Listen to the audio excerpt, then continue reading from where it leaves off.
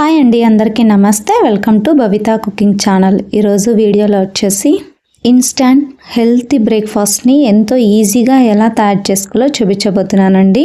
అలాగే ఈ రాగి దోశలకి కాంబినేషన్గా ముల్లంగి క్యారెట్ పల్లె అలాగే పల్లీ చట్నీని కూడా చాలా ఈజీగా ఎలా తయారు చేసుకోవాలో చూపించబోతున్నానండి.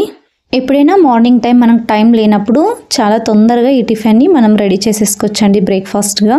మార్నింగ్ ఇడ్లీ పిండి కానీ దోశ పిండి కానీ లేనప్పుడు ఇలా అప్పటికప్పుడు కలుపుకొనేసి ఇన్స్టాంట్గా బ్రేక్ఫాస్ట్ని ప్రిపేర్ చేసుకోవచ్చండి. చాలా రుచిగా ఉంటుంది. మరి ఇక లేట్ చేయకుండా ప్రాసెస్లోకి వెళ్ళిపోదాం రండి. ముందుగా పిండిని కలుపుకోవడం కోసం ఒక గిన్నెని తీసుకొని అందులోకి 1 కప్పు దాకా రాగి పిండిని వేసుకోండి. నెక్స్ట్ వచ్చేసి అదే కప్పుతోనే 1/4 కప్పు దాకా గోధుమ పిండిని వేసుకోండి. ఇది వచ్చేసి ఆప్షన్ అండి, లేదంటే గోధుమ పిండి ప్లేస్లో బియ్య పిండినైనా సరే వేసుకోవచ్చు. నెక్స్ట్ ఇందులోకి 1/2 కప్పు దాకా చిన్నగా తరుక్కున్న ఉల్లిపాయ ముక్కల్ని వేసుకోండి. 1/4 కప్పు దాకా చిన్నగా తురుముకున్న క్యారెట్ తురుమును వేసుకోండి. చిన్నగా కట్ చేసి పెట్టుకున్న పచ్చిమిర్చిని 1 టీ స్పూన్ దాకా వేసుకోండి. నెక్స్ట్ వచ్చేసి ఇందులోకి సబ్బాక్సిని వేసుకుంటున్నానండి. సబ్బాక్సి ఫ్లేవర్ అనేది ఈ దోశలోకి చాలా టేస్టీగా ఉంటుందండి. సబ్బాక్సిని సోయా కూర అని కూడా అంటారండి. దీన్ని తీసుకొని బాగా వాష్ చేసేసి ఇలా చిన్నగా కట్ చేసి వేసుకోండి. నెక్స్ట్ రుచికి సరిపడంత ఉప్పును వేసుకోండి. 1/2 టీ స్పూన్ దాకా జీలకర్ర పొడిని వేసుకోండి. మీరు కావాలనుకుంటే జీలకర్రనైనా వేసుకోండి. నెక్స్ట్ వచ్చేసి 1/2 టీ స్పూన్ దాకా పంచదారను వేసుకోండి. 1/4 టీ స్పూన్ దాకా వామును వేసుకోండి. అలాగే 1 టీ స్పూన్ దాకా తెల్ల నువ్వుల్ని వేసుకోండి. తెల్ల నువ్వులు కూడా ఆప్షన్ అండి. అలాగే దోశలు అనేవి సాఫ్ట్గా రావాలంటే ఇందులోకి పెరుగు వేసుకోవాలండి. పెరుగును వేసుకుంటే కనుక చాలా సాఫ్ట్గా వస్తుందండి. ఇందులోకి పుల్లటి పెరుగును వేస్తే మంచి టేస్ట్ వస్తుందండి. నేను ఇక్కడ పుల్లటి పెరుగుని ఇలా బాగా కలగొట్టేసి వేసుకుంటున్నానండి. పెరుగులో చిన్న చిన్న గడ్డలు అనేవి లేకోకుండా బాగా చిలుకేసుకొని వేసుకోండి. ఇక్కడ నేను 1/2 కప్పు దాకా పెరుగును వేసుకుంటున్నాను. అదే కప్పులోకి కొద్దిగా వాటర్ని వేసుకొని ఇందులోకి వేసుకోండి. 1/2 గ్లాసు దాకా వాటర్ని వేసుకోండి. కన్సిస్టెన్సీని అడ్జస్ట్ చేసుకొని వాటర్ని వేసుకోవాలండి. ఒకేసారి వాటర్ని వేసుకోకుండా కొద్దిగా వేసుకొని కలుపుకోవాలండి. ఇక్కడ చూడండి, ఇక్కడ నేను చూపిస్తున్న విధంగా కలుపుకోవాలి. ఉండలు అనేవి లేకోకుండా ఇలా బాగా కలుపుకోవాలండి. వాటర్ని ఒకేసారి మొత్తం వేసేసుకుంటే కనుక చిన్న చిన్న ఉండలు అనేవి అలాగే ఉంటాయండి. అందుకోసమే కొద్దిగా వాటర్ని వేసుకొని పిండిని కన్సిస్టెన్సీని అడ్జస్ట్ చేసుకుంటూ కలుపుకోవాలి. ఇలా ముందుగా చిక్కగా కలుపుకున్న తర్వాత మనము పిండిని వాటర్ వేసుకుంటూ అడ్జస్ట్ చేసుకోవాలండి. ఎక్కడ కూడా ఉండలు అనేవి లేకోకుండా ఇలా బాగా మిక్స్ చేసుకున్న ఈ పిండిలోకి కన్సిస్టెన్సీని అడ్జస్ట్ చేసుకుంటూ వాటర్ని మరికొన్ని వేసుకోండి. పిండి కన్సిస్టెన్సీ అనేది ఇలా ఉండాలండి. మరీ పల్చగా కాకుండా మరీ థిక్గా కాకుండా ఇలా ఈ కన్సిస్టెన్సీలో ఉండేటట్టు కలుపుకోండి పిండిని. ఇలా కలుపుకున్న ఈ పిండిని మూత పెట్టేసి 5 నిమిషాల పాటు పక్కన ఉంచుకోండి. ఈ పిండి నానే లోపల మరొక పక్కన మనము పల్లెని ప్రిపేర్ చేసుకుందామండి. అందుకోసము స్టవ్ మీద బాండిని ఉంచి అందులోకి 2 టేబుల్ స్పూన్ల దాకా ఆయిల్ని వేసుకోండి. ఆయిల్ కాస్త వేడెక్కిన తర్వాత 1 టీ స్పూన్ దాకా శనగపప్పును వేసుకోండి. 1/2 టీ స్పూన్ దాకా మినప్పప్పును వేసుకోండి. 1 టీ స్పూన్ దాకా జీలకర్ర ఆవాల్ని వేసుకొని వీటిని ఫ్రై చేసుకోండి.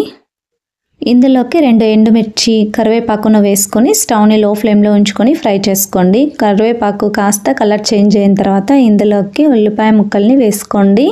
నేను ఇక్కడ 1 కప్పు దాకా ఉల్లిపాయ ముక్కల్ని వేసుకొని ఫ్రై చేసుకుంటున్నానండి. ఇలా కలుపుకుంటూ ఫ్రై చేసుకోండి.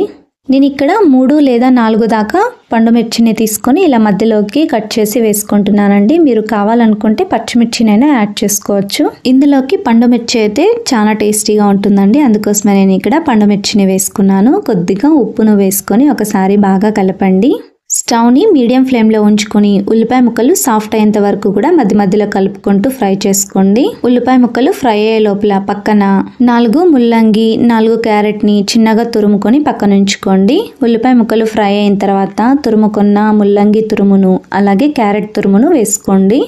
నేను ఇక్కడ ముల్లంగి క్యారెట్ రెండింటిని కూడా మిక్స్ చేసుకుని పల్లెని చేసుకుంటున్నానండి. ఎందుకోసమంటే కొంతమందికి ముల్లంగి ఫ్లేవర్ అనేది అస్సలు నచ్చదండి. మరి ఇంకా చిన్నపిల్లలు అయితే అస్సలు తిన్నారు కదండి. అందుకోసమే ఇలా రెండింటిని మిక్స్ చేసి చేస్తే ఆ ఫ్లేవర్ అనేది తగ్గుతుందండి. అప్పుడే మనకు పిల్లలు బాగా తింటారు. ముల్లంగిని తినడం చాలా మంచిదండి హెల్త్కి. అందుకోసమే ఏదో ఒకలాగా పిల్లలకి తినేటట్టు చేసుకోవాలి. వీటిని బాగా మిక్స్ చేసేసుకొని స్టవ్ని లో ఫ్లేమ్లో ఉంచుకొని ఒక 2 నిమిషాల పాటు మగ్గనివ్వండి. ఆ లోపల మనము పక్కన చట్నీని ప్రిపేర్ చేసుకుందామండి. అందుకోసము మిక్సీ జార్ని తీసుకొని అందులోకి 1 కప్పు దాకా వేయించి పెట్టుకున్న పల్లీల్ని వేసుకోండి. నేను వీటిని ముందే వేయించి పెట్టుకున్నానండి. మీ స్పైసీని బట్టి పచ్చిమిర్చిని యాడ్ చేసుకోండి. పచ్చిమిర్చిని కూడా వేయించి వేసుకోండి. ఇక్కడ నేను 5 దాకా తీసుకున్నాను. అలాగే 4-5 దాకా వెల్లుల్లిపాయలు, అలాగే కొద్దిగా చింతపండు, రుచికి సరిపడంత ఉప్పు, ఒక చిన్న బెల్లం ముక్క, వీటన్నిటిని వేసుకున్న తర్వాత కొద్దిగా వాటర్ని వేసుకుని మూత పెట్టేసి గ్రైండ్ చేసుకోండి. ఇలా గ్రైండ్ చేసుకున్న తర్వాత మరి ఇందులోకి వాష్ చేసి పెట్టుకున్న కొత్తిమీరను వేసుకుని మరొకసారి మూత పెట్టేసి గ్రైండ్ చేసుకోండి. అంతేనండి, పల్లీ చట్నీ రెడీ అండి. పల్లీ చట్నీని పక్కన ఉంచేసుకోండి. ఇప్పుడు మరొక పక్కన మనము వేయించుకుంటున్న వాటిని ఒకసారి బాగా కలపండి. చూడండి, ముల్లంగి అలాగే క్యారెట్ కూడా బాగా మెత్తగా ఫ్రై అయింది కదండి. ఇప్పుడు ఇందులోకి పచ్చి కొబ్బరి తురుమును వేసుకోండి.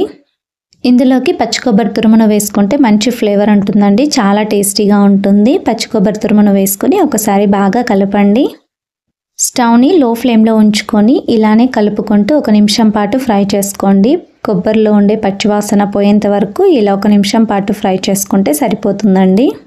మధ్య మధ్యలో కలుపుకుంటూ 1 నిమిషం పాటు ఫ్రై చేసుకున్న తర్వాత ఇందులోకి చిన్నగా కట్ చేసి పెట్టుకున్న కొత్తిమీరను వేసుకోండి. ఈ కొత్తిమీర మొత్తం కూడా బాగా కలిసేటట్టు ఇలా బాగా కలుపుకోండి. ఇలా కలుపుకున్న తర్వాత స్టవ్ ఆఫ్ చేసుకోండి. మూత పెట్టేసి పక్కన ఉంచుకోండి. నెక్స్ట్ వచ్చేసి దోసల్ని వేసుకుందామండి. అందుకోసము ఇందాక కలిపి ఉంచుకున్న పిండిని తీసుకోండి. ఇప్పుడు ఈ పిండిని ఒకసారి బాగా కలపండి. ఇలా కలుపుకున్న తర్వాత చిన్నగా కట్ చేసి పెట్టుకున్న కొత్తిమీరను వేసుకొని మరొకసారి బాగా కలపండి. ఇలా కలుపుకున్న ఈ పిండిని పక్కన ఉంచుకోండి. నెక్స్ట్ స్టవ్ మీద దోస పెనాన్ని ఉంచి దోస పెనాన్ని బాగా హీట్ చేసుకోండి. హీట్ చేసుకున్న తర్వాత ముందుగా ఆయిల్ని అప్లై చేసుకోండి. ఆయిల్ని అప్లై చేసుకున్న తర్వాత బాగా హీట్ ఎక్కనివ్వండి. దోస పెనాన్ని బాగా హీట్ ఎక్కితే మనకు దోసలు పర్ఫెక్ట్గా వస్తాయండి. బాగా వేడయిన తర్వాత దోస పిండిని తీసుకొని ఇలా ఇక్కడ నేను చూపిస్తున్న విధంగా వేసుకోండి.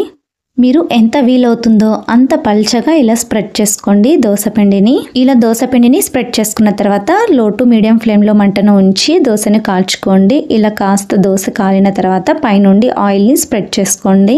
ఇలా ఆయిల్ని వేసుకున్న తర్వాత 1 నిమిషం పాటు బాగా ఎర్రగా అయ్యేంత వరకు కూడా కాల్చుకోవాలండి దోస. ఇలా కలర్ చేంజ్ అయిన తర్వాత మరొక పక్కకి టర్న్ చేసుకుని మరొక పక్క కూడా బాగా కాలనివ్వండి. ఇలా 2 వైపులా కాల్చుకున్న తర్వాత ఈ దోసను పక్కకు తీసుకోండి. మిగతా పిండితో కూడా సేమ్ ప్రాసెస్లో దోసల్ని ఇలానే వేసుకోవాలండి. మీకు ఎంత వీలవుతుందో అంత పల్చగా వేసుకుని 2 వైపులా కూడా బాగా ఎర్రగా కాల్చుకొని తీసుకోండి దోసల్ని. చాలా టేస్టీగా ఉంటాయండి. చాలా ఈజీగా చాలా తొందరగా కూడా చేసుకోవచ్చండి. మనకు టైం లేనప్పుడు అప్పటికప్పుడు పిండిని కలిపేసి ఇలా దోసల్ని ప్రిపేర్ చేసి తీసుకొచ్చండి.